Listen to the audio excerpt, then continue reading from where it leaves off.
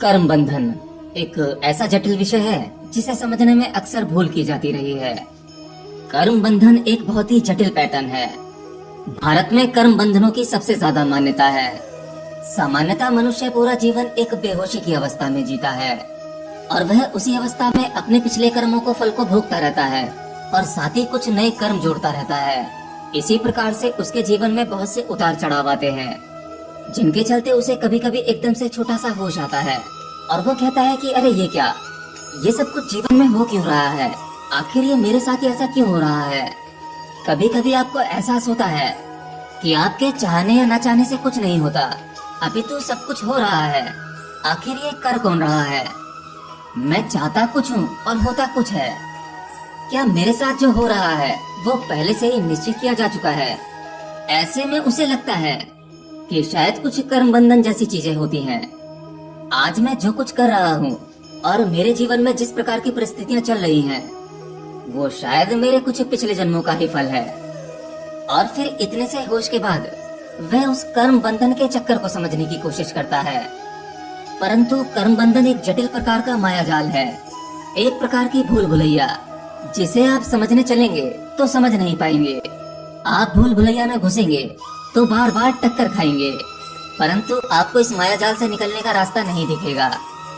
कई बार उस भूल भुलैया की दीवारों में टक्कर खाओगे और वापस वहीं खड़े हो जाओगे जहां से आपने शुरुआत की थी। आपको एग्जिट कहीं नहीं दिखाई देगा, घूम फिर कर एंट्रेंस में ही आ जाओगे। अगर आप कर्म बंधन की सत्यता को समझ लेते हैं और उसे समझने के बाद आप निश्चित करते हैं कि मैं अपने जीवन में केवल सही कर्म करूंगा, तो आप अच्छे कर्म भी जमा कर रहे हैं। अब जंजीरें चाहे लोहे की हो या जंग लगी हो या फिर सोने की हो, परंतु है तो जंजीरें। अच्छे कर्म हो चाहे बुरे कर्म हो, बंधन तो बंधन है। कई बार आपको लगता है कि आप अच्छे कर्म कर रहे हैं, लेकिन उन अच्छे कर्मों को करते समय कुछ बुरे कृत्य भी हो जाते हैं जो आपको पता नहीं लगते। इसी प्रकार से कर्मों का ये साइकिल चलता रहता है और आप इससे बाहर नहीं आ पाते। अभी कुछ दिन पहले मुझसे एक महिला ने सवाल पूछा कि सर मुझे ये बताइए कि अगर हर एक मनुष्य कर्म करता है और उन कर्मों को करने के बाद वह उन कर्मों का फल भोगता है, तो उस एक नवजात शिशु की क्या गलती है? उसने ऐसे क्या कर्म करे जो पैदा होते ही मर जाता है, जो बेचारा निर्दोष है, जिसकी कोई गलती नहीं है। देखिए, हम केवल इस जीवन को ही सत्य मानते हैं, जबकि केवल ये जीवन सत्य नहीं है। हमने न जाने कितनी बार जन्म लिए हैं, तो हमारे अकाउंट में कुछ ऐसे कर्म रह जाते हैं जिनका फल हमें अगले जन्म में भोगना पड़ता है। ऐसा हमें लगता है कि उस नवजात शिशु की कोई गलती नहीं थी, परंतु आप उसके पिछले जन्मों के बारे में नहीं जानते कि उसके पिछले जन्म में उसके क्या कर्म रहे होंगे। और उसने जिस घर में जन्म लिया है, प्रकृति ने उस नवजात शिशु के लिए जो गर्भ ढूंढा है, उस शिशु के होते ही उसका मर जाना, उसकी सजा उसके माँ बाप को मिलना, वो दुख पीड़ा संताप भोगना, ये उस बच्चे के माँ बाप के कर्मों का फल है। आपके जीवन की कोई भी घटना वह कोई सामान्य घटना नहीं है। उस एक घटना से कई लोगों का हिसाब किताब होता है। उस शिशु की मृत्यु के बाद केवल उस शिशु के कर्म नहीं कटे, बल्कि उसके माँ बाप और जिन जिन को दुख या पीड़ा हुई है, उन्होंने भी अपने कर्मों को काटा है। आपको कैसे रिश्ते मिलेंगे, कैसा पार्टनर मिलेगा, कैसा पुत्र या पुत्री मिलेगी, आपके सभी सगे संबंधी और समाज में मिलने वाले सभी लोग, इन सभी का आपके जीवन से जुड़ना कोई संजोग नहीं है। ये सब कुछ आपके कर्मों का वही खाता है जो आपको चुकाना ही पड़ता है। जब तक आप करता हो, आपसे कर्म होते ही रहेंगे। ये मैंने किया, मेरे जीवन में ऐसा क्यों हुआ, मैं दुखी क्यों हूँ, मुझे धोखा क्यों मिला, मैं गरीब क्यों हूँ, ये सभी कर्ता की निशानियां हैं। और आप करता हो तो मुक्त कभी नहीं हो सकते। कुछ कर्म नहीं करोगे तो ये प्रकृति आपसे करवा लेगी। कर्म नहीं करना भी एक प्रकार का कर्म है, तो आखिर इन कर्मों से मुक्ति कैसे मिले?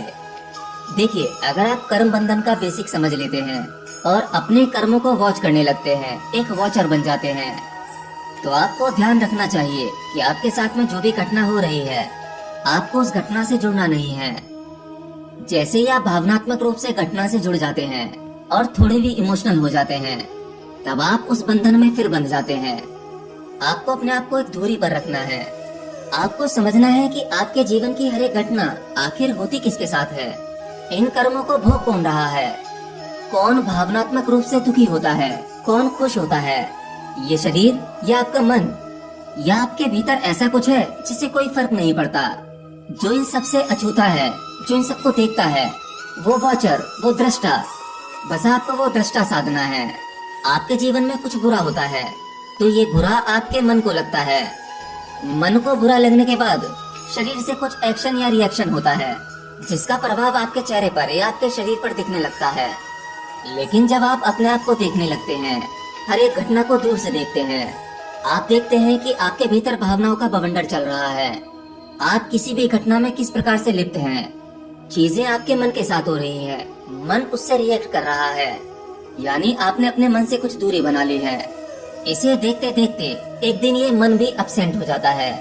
फिर आपसे सब कर्म तो होंगे, कर्म बंधन से बच कोई नहीं सकता, कोई साधु भी नहीं, कोई संत भी नहीं, लेकिन वो कर्म फिर आप नहीं करते। वहाँ मन अपसेंट होता है।